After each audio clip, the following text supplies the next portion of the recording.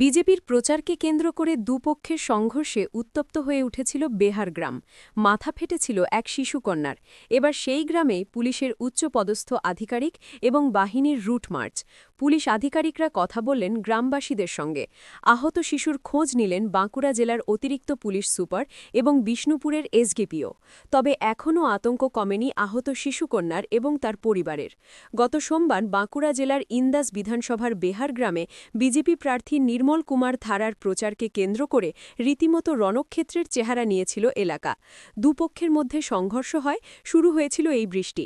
পরিস্থিতি সামাল দিতে রীতিমতো পুলিশ এবং বাহিনীর জওয়ানদের বেগ পেতে হয়েছিল। ঘটনায় এক শিশুকন্যার মাথা ফাটার ঘটনাসহ দুপক্ষের আহত হয়েছিল বেশ কয়েকজন। ঘটনার পরিপ্রেক্ষিতে অভিযোগ হয়েছিল থানায়। গ্রেপ্তার হয়েছে ৪ বিজেপি নেতাকর্মী।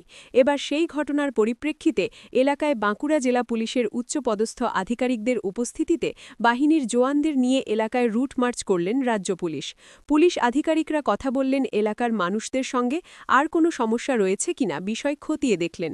রুট মার্চের মধ্যেই আহত শিশুর শারীরিক অবস্থার খোঁজ নিলেন পুলিশের উচ্চপদস্থ আধিকারিকরা। আহত শিশুকন্যার মায়ের দাবি, ওই ঘটনার পর থেকে এখনও ওই শিশুকন্যা সহ তার পরিবারের লোকজন আতঙ্কে দিন কাটাচ্ছেন। আজ বাড়িতে পুলিশ প্রশাসন আসায় একটু হলেও স্বস্তি। তবে তাদের মতে মূল দোষী বিজেপি প্রার্থীর বিচার চাই। সব মিলিয়ে অবাধ এবং শান্তিপূর্ণভাবে এবারের নির্বাচন সম্পূর্ণ করাই নির্বাচন কমিশনারের মূল লক্ষ্য। তাই ভোটের আগে এলাকার পরিস্থিতি স্বাভাবিক করার চেষ্টা করছে নির্বাচন কমিশন। থানা থেকে পুলিশ অফিসার এসেছিলেন, আমাদের বাড়িতে এসেছিলেন। যে তারা জিজ্ঞাসা করলেন যে বাচ্চাটা কেমন আছে।